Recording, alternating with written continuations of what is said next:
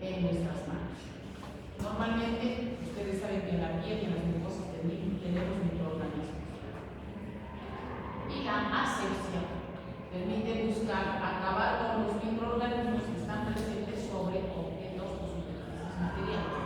Eso se llama asepsia. Porque hace referencia a mobiliario como instrumento. Entonces, estos procedimientos de asepsia contemplan métodos o técnicas que están relacionados con la higiene de los espacios y de las superficies materiales. Algunos conceptos como limpieza. ¿Qué es limpieza? Es la eliminación por acción mecánica de la materia orgánica y suciedad de la superficie, objeto o ambiente. Por ejemplo, ¿no? Hacemos la limpieza de la sala de luz, se limpia todo lo que hay, o la limpieza del material que se utilizó mediante el lavado, por lo mismo y su limpieza. El agente básico para hacer la limpieza es el desinfección. ¿Qué es desinfección? Es la destrucción de microorganismos en objetos inanimados, ¿no? Desinfección de una pizza, desinfección de una bata. Asegura que se eliminen las formas vegetativas, pero no las esporas. Desinfectante. Para hacer desinfección utilizaremos un desinfectante. Entonces, es un agente químico que se utiliza para el proceso de desinfección de objetos, superficies y ambiente. ¿Qué es un antiséptico? Antiséptico es un agente químico que habíamos dicho que era la antisepsia. Eliminación es un procedimiento para eliminar o reducir los microorganismos en los seres vivos. Entonces, un antiséptico es el agente que se utiliza para controlar estos microorganismos de la piel u otro tejido vivo sin afectar sensiblemente a los vivos, es decir, sin afectar a nuestra vida. ¿Qué es la esterilización? Es la eliminación completa de toda forma de vida microbiana, todo que puede obtenerse a través de métodos químicos o métodos físicos. Otro concepto importante es la microbiota residente. ¿Qué cosa es? La microbiota, habrán podido escuchar que son los microorganismos que están presentes en nuestra piel, en nuestras cavidades, en los órganos de la mayoría de las personas, los cuales en general no pueden ser erradicados en forma definitiva. La microbiota transitoria corresponde a microorganismos que están presentes en algunas personas, que no se mantienen necesariamente todo el tiempo, por eso se llama transitoria, pero generalmente son bacterias patógenas u oportunistas que están en la piel de los humanos. Entonces, todos los que estamos visitando los hospitales vamos a adquirir esta microbiota transitoria. ¿Cuáles son los principales antisépticos? Los más conocidos de uso clínico son el alcohol, el más conocido. Todos los derivados de yodo se llaman deóforos, la clorexidina y el triclosano. Los más conocidos, los tres primeros. El alcohol etílico. Como verán, el alcohol es un buen antiséptico. Tiene muy buena acción contra gramos activos gram-negativos, contra micobacterias, hongos y virus.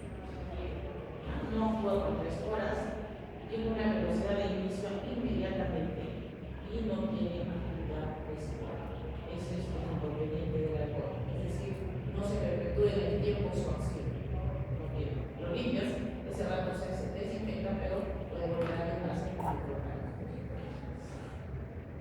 Los yodóforos tienen buena acción contra las bacterias, cierta acción sobre esporas, sobre micobacterias como virus, tienen inicio de acción intermedia y tienen una mínima actividad residual. Ese es el inconveniente. En cambio, la clorexidina tiene buena acción, no como el alcohol, pero el inicio de acción es intermedio y una excelente actividad residual. Por eso es que se utiliza para todas las cirugías. ¿No? Se lava la piel, se unta la piel con este compuesto, con la clorexidina, y su acción dura hasta 6 meses. Los alcoholes, los más conocidos, los que se usan en medicina son el alcohol etílico y el isopropílico, los cuales algunos de ustedes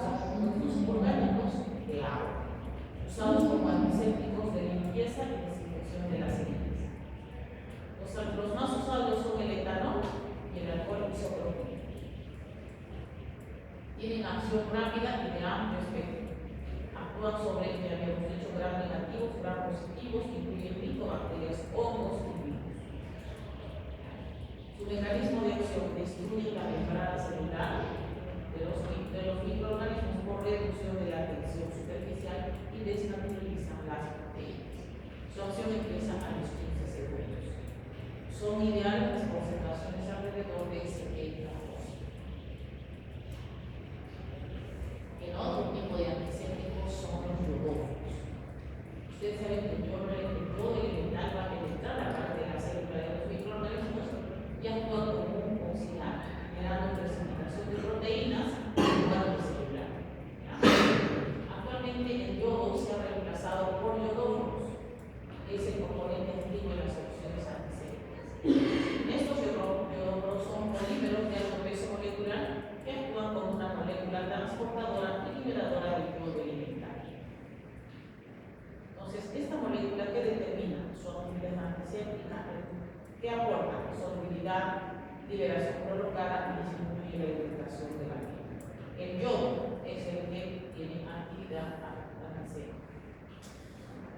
El uso más frecuente de este polímero es la povidona o yodo povidona. También se llama polivinilclorridona. ¿Cuál es su espectro de acción? Intermedia, ya habíamos visto, contra los positivos, los negativos, hongos, virus y bacterias. También tiene alguna actividad sobre esporas, como Clostridium y bacilos. La povidona iodada, como viene en solución, tiene una acción mucho menor que el yodo elemental, pero es más tolerable, ¿no? Los yodóforos en concentraciones usadas como antisépticos no deben ser considerados pesticida, puesto que, como habíamos visto, solo tienen una publicación sobre las esporas. Su latencia empieza la acción entre 1.5 y 2 horas. En cuanto a la duración, se ha descrito clásicamente acción residual de 2 a 3 horas, pero en estudios se ha dicho que en realidad dura 1 hora después del lavado de manos, ¿no? Su actividad. Y tenemos el tercer antiséptico, que es la clorhexidina, es el famoso isolino, ¿no? Pertenece al grupo de las guanídeas, fue descubierto en 1954, fíjense que activo es en Inglaterra, pues buscando un agente antimalárico, y se vio que tenía muy buen efecto antibacteriano, baja toxicidad en mamíferos, buena actividad por la piel, las membranas y las mucosas. De allí que, utilizando estas propiedades, se ha recomendado un antiséptico para piel, mucosas y medidas leves para uso odontológico. Esta clorhexidina es una molécula simétrica que tiene 2 anillos, 4 grupos clorofenil y unidas por una cadena central de carbohidratos. Esta es la fórmula. Esta esta clorhexidina o isolina se absorbe en forma pasiva a través de las membranas celulares. Es muy rápida la acción, tiene buen efecto y a los pocos segundos, se dice que a los 20 segundos ya empieza su acción. Entonces ya hemos hecho su espectro, es gran positivos, gran negativos, algunos anaerobios facultativos, hongos y levaduras. No tiene actividad sobre micobacterias tuberculosas, pero sí contra varios virus, especialmente los de membrana. Acción, inicio en 30 segundos, y si es una zona que tiene vello, pudiera llegar hasta demorar en actuar hasta 1 hora. Y la importancia de que se rasure los vellos en la síntesis para que actúe en antiséptico. Presenta actividad residual de hasta 6 horas, a diferencia de la povidona iodada, tiene actividades menos de 4 horas y su actividad se ve mínimamente afectada por material orgánico como la sangre o los sueros. Es decir, tiene buen efecto residual, por eso es uno de los antisépticos más usados.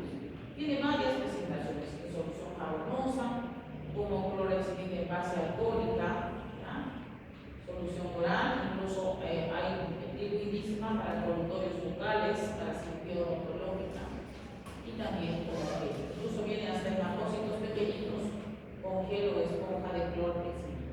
¿Listo? Hay aparte de estos antisépticos que son de yodo,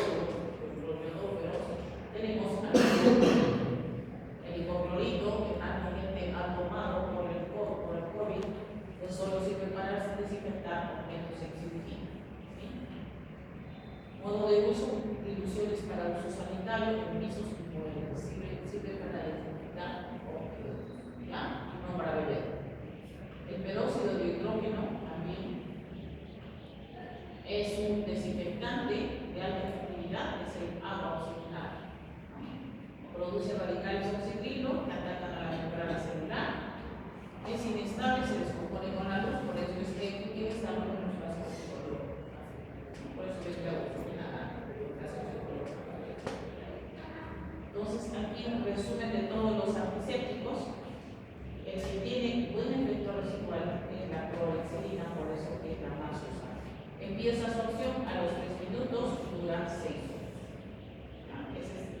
Eso es lo más importante que recuerden de los antisépticos.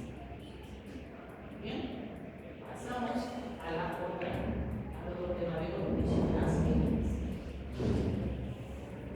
Entonces, ¿qué son las heridas? Pues son una solución de continuidad, ¿no?, de la piel y las mucosas, ya sea por lesión intencional o accidental. Eso es una herida, ¿no? Aquella que dura menos de 30 días se llama herida aguda, y la que dura más de 30 días y no cicatriza como nosotros esperamos se llama herida crónica. Entonces vamos a ir viendo con mayor detalle la clasificación de las heridas. ¿Cómo se clasifican las heridas? Por su naturaleza, por incisión, si cortamos, por ejemplo, por una cirugía, por cizallamiento. ¿Cómo son las heridas por cizallamiento? Cuando un objeto viene a velocidad choca con nuestro organismo, se produce una desaceleración. Esto, por ejemplo, es una herida de valor. Por quemadura, exposición a fuego, ulceración, heridas por mordedura y heridas confusas. Esto es de acuerdo a la naturaleza de la lesión. Profundidad podrán ser superficiales o profundas, las vemos más adelante. Por temporalidad serán agudas y crónicas, y por contaminación serán limpias, limpia contaminada, contaminada y sucia. Tipos de heridas. Entonces habíamos dicho, por incisión, objetos afilados.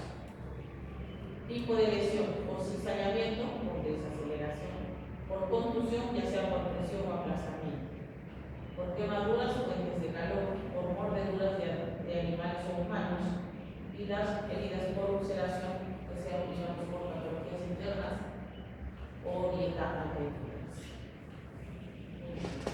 ¿Cómo se clasifican las heridas quirúrgicas?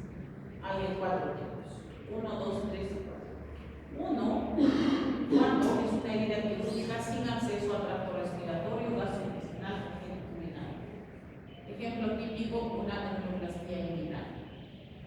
Esa no toca ninguno de estos tres sistemas, solo tiene 2% de riesgo de infección, no requiere tratamiento profiláctico ni de ningún tipo de. Clase 2, cuando hay una invasión controlada al tracto respiratorio o gastrointestinal o genitourinario. ¿Qué tipo de herida sería? Por ejemplo, una histerectomía. Es controlada con las medidas, claro que es del tracto genitourinario, pero no es una infección, no es una herida que está, no hay algo que esté condicionando que esté. Sin embargo, por tocar el tracto genitourinario, que es el útero, digamos, riesgo de infección 5 a 10%. Se debe dar profilaxis antibiótica, de antes y después de la primera. Clase 3, cuando la invasión no controlada del tracto respiratorio, el gastrointestinal o genitourinario. Por ejemplo, en la misma cirugía hacemos histerectomía y podemos perforar el útero. Si no lo hemos controlado, pues si no hubiéramos pensado, hay riesgo de infección 15%, hay que dar profilaxis. Y la clase 4 es cuando hacemos una incisión en un área infectada con tejido ampliamente contaminado. Por ejemplo, entre las limases. El 20% tratamiento.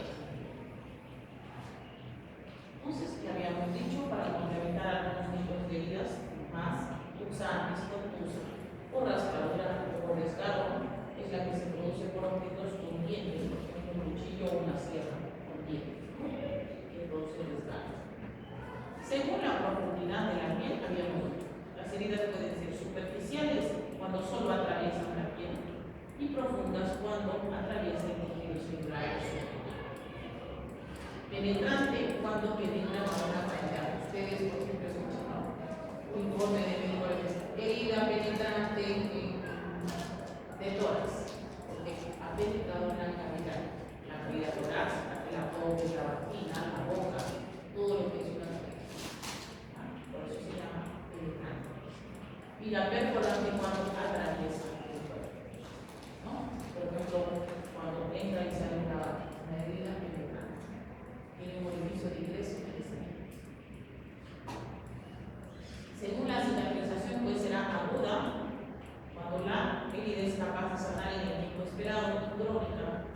no puede sanar o cerrar en el tiempo que nosotros esperamos.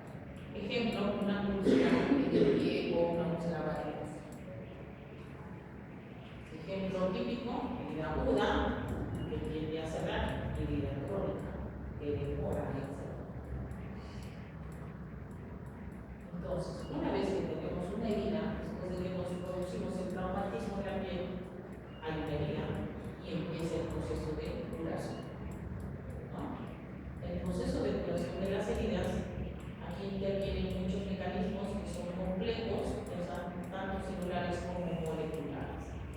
Empieza la fase de cicatrización. Fase de respuesta, la primera fase. Inmediatamente que nos producimos una herida, va a haber la fase de respuesta vascular y de coagulación de la sangre. La fase inflamatoria, tercera fase de proliferación y la cuarta fase de remodelación o maduración. ¿Cómo es esto? Primera fase, al producirnos una herida que va a haber inmediatamente sangrado y luego se forma el coágulo, ¿sí? La formación del coágulo. Luego de esta formación del coágulo se va a producir un proceso inflamatorio en el cual van a migrar problastos, sobre todo los macrófagos, los leucocitos, neutrófilos. ¿Para qué? Para eliminar todos los detritus que hubiera aquí para, digamos, hacer que no se infecten. También hay una fase proliferativa. ¿Para qué? Para reparar el tejido dañado, disminuir que se reabsorbe el coágulo, se repara el tejido dañado, se repara la integridad de los vasos y finalmente el remodelado en el cual se secretan beuroplatos, no se cierra, digamos, se regenera la dermis y la epidermis. Esto, dicho de otro modo, empezamos con la primera fase. La primera fase de contracción vascular. La primera fase vascular dura menos de 24 horas. Este es luego de que se ha producido la herida, la sangre penetra en la herida desde los vasos sanguíneos dañados. Esta sangre por arrastre va a retirar cuerpos extraños, lo que contribuye a prevenir la infección. Es el primer mecanismo de infección. Muy bien. Después de algunos segundos comienzan los vasos a contraerse para reducir el sangrado. Aquí las plaquetas se adhieren unas a otras para formar un tapón. Empieza la formación de coágulo.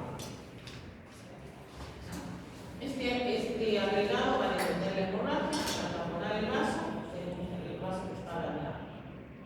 Luego, para estabilizar este tapón que se ha formado, el proceso de coagulación va a producir fibrina, necesaria para la coagulación de la sangre. Esta primera fase se llama fase vascular, dura las primeras 24 horas. Pasamos a la segunda fase de cicatrización, que es la inflamación. Dura entre 24 y 48 horas. Aquí hay formación de un exudado y enrojecimiento de la piel, no es que se esté infectando, en la fase inflamatoria, ¿ya?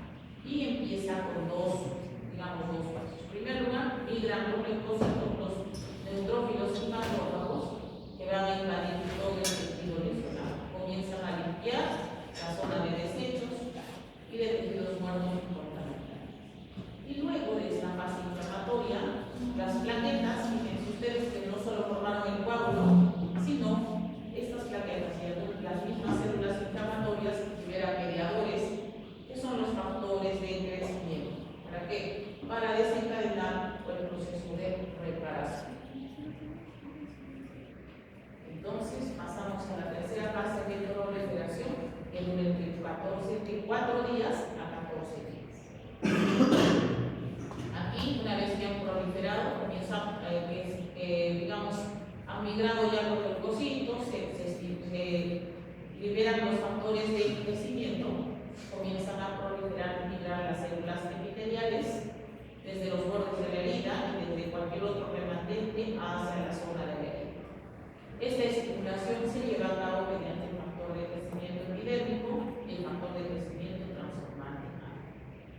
En esta fase se da la angiogénesis, es decir, se prepara completamente el vaso, es estimulada por factores de necrosis tumoral. Entonces hay migración de células endoteliales que se forman capilares. Esta granulación es la parte final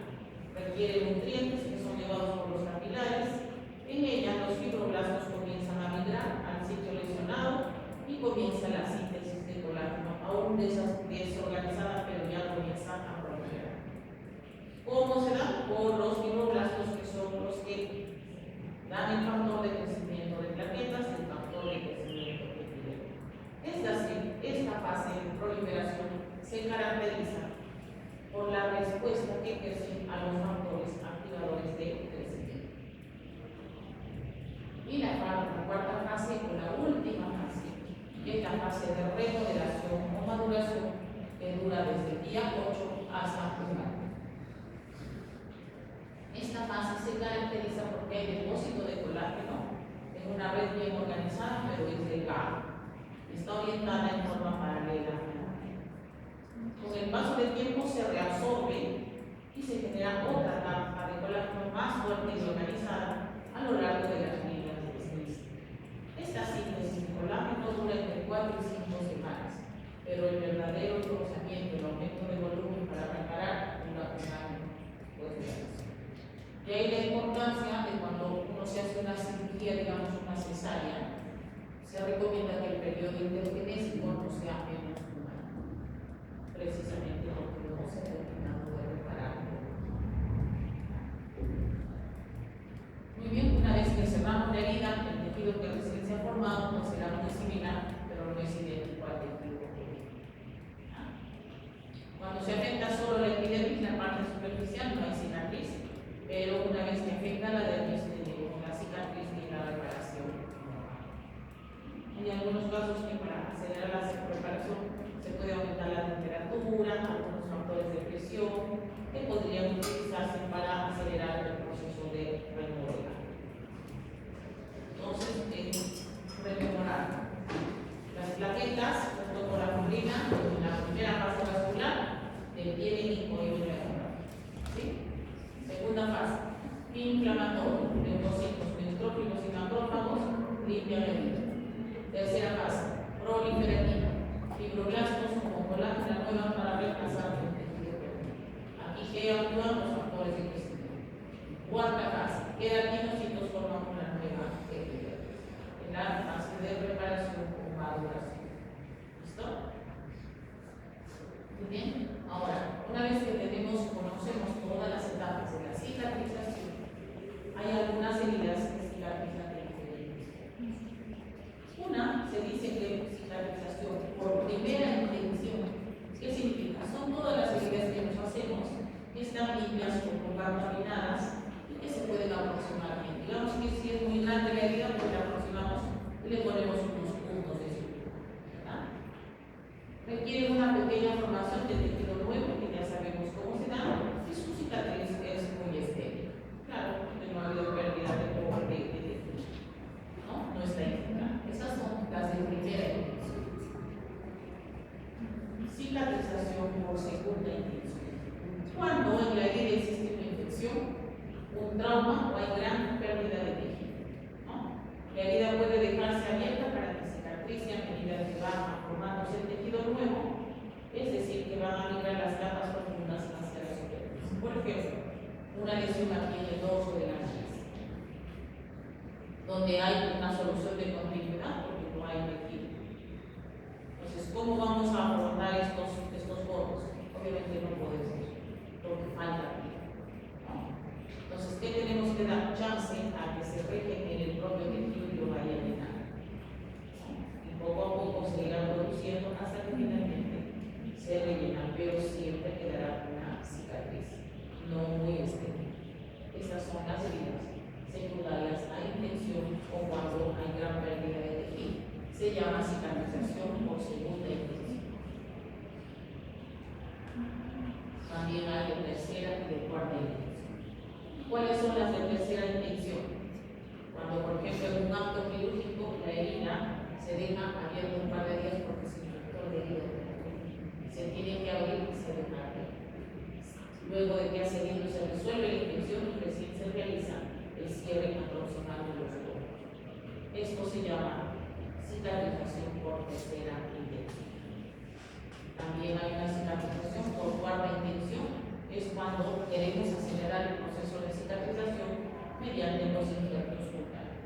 Por ejemplo, en grandes quemados en los que no hay piel, ¿dónde vamos a sacar piel para que cicatrice? Tenemos que injertar, ¿no? Ese es el cierre por cuarta intención.